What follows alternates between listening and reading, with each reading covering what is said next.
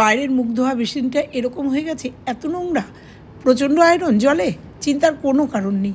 এরকম যদি বাইরের বেসিন এইভাবে নোংরা হয়ে যায়, মাত্র দুটো জিনিস দিয়ে একদম নতুনের মতো চকচকা করে নিজেরাই করে নিতে পারো বাড়িতে। তো দেখো এরকমভাবে পরিষ্কার করে নেব। তো নমস্কার বন্ধুরা, আমার আর একটা টিপসের ভিডিওতে তোমাদের সবাইকে স্বাগত জানিয়ে শুরু করলাম। সামান্য দুটো উপকরণ দিয়ে এই রকম নোংরা বেসিন পরিষ্কার করে নেব।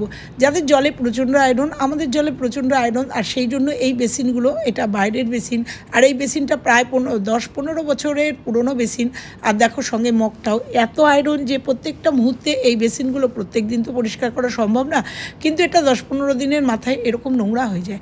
আর তখনই আমি বিভিন্ন টিপসের মাধ্যমে বেসিনগুলো পরিষ্কার করি আর তোমাদের সঙ্গে শেয়ার করি। তার জন্য নিয়ে নিয়েছি একটুখানি কলগেট, সামান্য দুটো উপকরণ হাতের কাছে যেগুলো থাকে সেগুলো দিয়ে এটা পরিষ্কার করে নিতে পারবো ঝকঝকা করে। আর নিয়ে নেব টয়লেট ক্লিনার। না, আবার বলবো, এটা আমার রান্নাঘরের এই হারপিকটা থাকে, কারণ এটা দিয়ে আমি ক্লিনিংয়ের কাজ করি। তো এই কলগেট আর হারপিক দিয়েই কিন্তু আমাদের, এই দুটো উপকরণ দিয়েই কিন্তু আমাদের এই বেসিনটা একদম নতুনের মতো ঝকঝকে হয়ে যাবে। তো একটা ব্রাশ নিয়েছি, ব্রাশ নিয়ে ভালো করে দেখো মিশিয়ে নেবো। যেহেতু হারপিকে আমরা জানি অ্যাসিড থাকে, সেই জন্য এই জায়গাটায় হাত লাগাবোই না। তো দেখো মগটা যেহেতু নোংরা হয়েছে, তাই জন্য মগটার উপরে, ছোট্ট মগটায় অনেক সময় জলের কাজ করি, আর প্রচণ্ড যেহেতু আয়রন, তা মগটার মধ্যে মিশিয়ে নিলাম। তার কারণ হচ্ছে মগটা একবারে পরিষ্কার হয়ে যাবে, একবারে দুটো কাজ হয়ে যাবে। তো দেখো ব্রাশের সাহায্যে পুরো এই সলিউশনটা করে নিয়ে আমি বেসিনের পুরো জায়গাগুলোতে প্রথমে কলে লাগাবো। কলে লাগালেও কিন্তু কলটা একদম নতুনের মতো হয়ে যাবে, ইনস্ট্যান্ট তোমরা রেজাল্ট দেখে নাও। তো এই দুটো উপকরণ ভালো করে লাগিয়ে আমি পুরো বেসিনটায় সুন্দর করে মাখিয়ে রাখবো।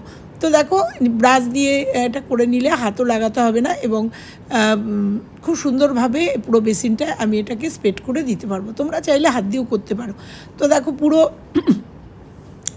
বেসিনে আমি লাগিয়ে নেবার, বুঝতে পারছো যে আমার কলের জলে প্রচণ্ড আয়রন, আর সেগুলো কিন্তু আয়রনেরই দাগ। দীর্ঘদিন এই আয়রন বসে গিয়ে গিয়ে এরকমভাবে দাগ হয়ে যাচ্ছে। তো দেখো পুরোটা মাখিয়ে নিলাম।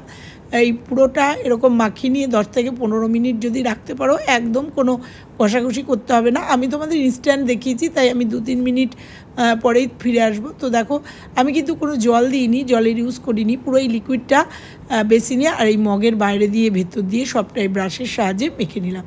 মেখে নেওয়ার পরে তোমাদের দেখিয়ে দেবো যে এই সলিউশনটা কতটা স্ট্রং হয়েছে আর কতটা পরিষ্কার হবে। তোমরা প্রথমেই দেখে নিয়েছো। তো চলো মাখিয়ে নিয়ে মিনিট 5 বাদে ফিরে আসছি। তো আমি এখানে একটা গ্লাভস পরে নেবো, তোমরা চাইলে প্লাস্টিক বেঁধে নিতে পারো, অবশ্যই নেবে, কারণ আমাদের প্রথমত বেসিন পরিষ্কার করব, এটা একটা ঘেন্নার জায়গা, মুখটুক ধুই। আর দ্বিতীয়ত হচ্ছে আমাদের যেহেতু হারপিক দিয়েছি, সেখানে হাতের স্কিনের ক্ষতি হতে পারে। তো দেখো একটা গ্লাভস পরে নিয়েছি, গ্লাভস না থাকলে তোমরা প্লাস্টিক বেঁধে নিতে পারো। তো একটুখানি জাস্ট কলগেট নিয়ে নেবো একটা স্ক্রাবারের মধ্যে, আর এই স্ক্রাবার দিয়ে দেখো প্রথমে মগটা ডলে নেবো, তারপরে বেসিনটা কিন্তু একবার ডললেই একদম তোমরা রেজাল্ট তোমাদের সামনে তোমরা দেখে নাও। এরকম ছোটো ছোটো টিপসের মাধ্যমে আমরা ঘরের কিন্তু অনেক জিনিস পরিষ্কার রাখতে পারি, সেখানে আমাদের কোনো পরিশ্রম লাগে না বা বাইরের লোক ডাকতে হয় না। তো জিনিসপত্রগুলো কিন্তু আমরা এইভাবেই পরিষ্কার রাখতে পারি। আর এরকম ক্লিনিংয়ের জিনিস আমি অনেক তোমাদের সঙ্গে শেয়ার করেছি। আর কলগেট, আমাদের জানি কলগেট শুধু দাঁত পরিষ্কার করে না, কলগেট কিন্তু আমাদের অনেক জিনিস পরিষ্কার করে। কলগেটের গুরুত্ব বা কলগেটের টিপস তোমাদের প্রচুর দিয়েছি আমরা কলগেট দিয়ে অনেক কিছু ক্লিনিং করতে পারি। তো দেখো কলগেট আর তার সাথে হারপিকও একটা ক্লিনার আমরা জানি। তো এই দুটো জিনিস দিয়ে আমি আবার দেখো ব্রাশ দিয়ে কোনাগুলো যেখানে আমার হাত ঢুকবে না সেগুলো দিয়ে পরিষ্কার করে নেব। পরিষ্কার করে অল্প করে জল ছেড়ে দিয়েছি, আর রেজাল্ট তোমাদের সামনে। তো দেখো একটুখানি ডলে নেব, ডলে নিয়ে তোমাদের দেখিয়ে দেবো যে কতটা আমার পরিষ্কার হয়েছে। আমার গোলাপি কালারটা চেঞ্জ হয়ে অন্য কালার হয়ে গেছিলো। তো আমি তোমাদের, যারা আমার মানে রোজ ভিডিও দেখো, রেগুলার ভিউয়ার্স, তারা জানো যে আমাদের মিউনিসিপ্যালিটির জল কিন্তু প্রচণ্ড জলে আয়রন, আর এইভাবে আমাদের সাফার করতে হয়।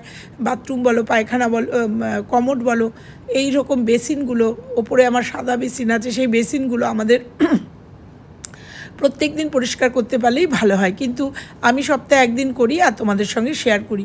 তো যাদের এরকম আয়রনের সমস্যা, তারা কিন্তু এইভাবে বেসিন পরিষ্কার করতেই পারো। তো লাস্টে একটু কলগেট নিয়ে জাস্ট একটু ডলে নিলাম, আর তোমরা দেখতে পেলে কতটা পরিষ্কার হয়েছে। ইনস্ট্যান্ট তোমাদের রেজাল্ট দেখিয়ে দিলাম। এইভাবে কিন্তু তোমরা ঘরের যদি খুব নোংরা হয়ে যায় বেসিনগুলো, তাহলে কিন্তু এইভাবে তোমরা পরিষ্কার করে নিতে পারো। কেমন লাগলো ছোট্ট একটা টিপস? ভালো লাগলে একটা লাইক করো। তো দেখো প্রচুর পুরনো বেসিন, এটা আমার একদমই বাইরের বেসিন, এটা বাইরের সাইডে, যার জন্য এটা নোংরাও হয় বেশি। এটা মানে ইনসাইডের নয়, একদম আউটসাইডে একটা বেসিন। তো ওই জন্যই তোমাদের একটু দেখিয়ে নিলাম। দেখো এই টালির সাথে এই বেসিনটা বসানো বাইরের মুখটুক ধোয়ার জন্য, তো ওই জন্য এটা খুব বেশি নোংরা হয়।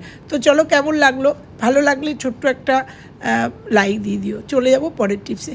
আমরা যখন রান্না করি খুন্তি দিয়ে এরকম নাড়তে নাড়তে আমরা খুন্তিটা ডাইরেক্ট এরকম গ্যাসের উপরে রেখে দিই, তাতে তরকারির এই যে তেলগুলো গ্যাসের উপরে পড়ে, গ্যাসটা মানে ওভেনটার উপর পড়ে, ওভেনটা কিন্তু তেলে হয়ে যায়। তার থেকে একটা যদি প্লেট রেখে এরকমভাবে খুন্তিটা রেখে আমরা কাজ করি, তাতে কিন্তু অনেকটাই সুবিধা হয়। চলে যাব পরের টিপসে। সর্ষে বাটার সময় একটা ছোট্ট টিপস তোমাদের সঙ্গে শেয়ার করব। অনেকেরই সর্ষে বাটার সময় কিন্তু সর্ষেটা তেতো হয়ে যায়। ছোট্ট একটা টিপস, আমার তো ভীষণভাবে সর্ষে তেতো হয়, আমি কখনোই সর্ষে বাটতে পারি না যেভাবেই দিই না কেন। তো তোমাদের ক্ষেত্রে বলবো, সর্ষেটাকে এরকম ধুয়ে একটা ছেঁকনির সাহায্যে ছেঁকে নিও। ছেঁকে নেওয়ার পরে এই সর্ষেতে একটা জিনিস দিলে সর্ষেটা কিন্তু তেতো হবে না। তো দেখো আমার 2-4টে সাদা সর্ষের মধ্যে মিশে গেছে। তো সর্ষেটা পাটায় নিয়ে নেবো, আর এর মধ্যে একটুখানি লবণ নিয়ে নেবো।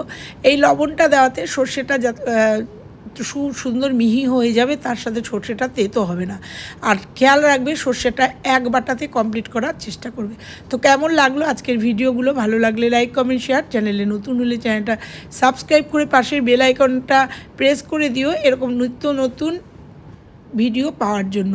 আবার ফিরছি অন্য কোনো টিপসের ভিডিওর সাথে। ততক্ষণের জন্য ভালো থেকো, সুস্থ থেকো। কে কোথা থেকে আমার ভিডিওগুলো দেখছো অবশ্যই জানিও। কোন টিপসগুলো তোমাদের খুব ভালো লাগছে, কী ধরনের টিপস তোমরা দেখতে চাও, অবশ্যই কিন্তু আমাকে কমেন্টের মাধ্যমে জানিও। তো চলো আজকের মতো টাটা, সবাই ভালো থেকো, সুস্থ থেকো। আবার খুব তাড়াতাড়ি ফিরছি অন্য একটা টিপসের ভিডিও নিয়ে।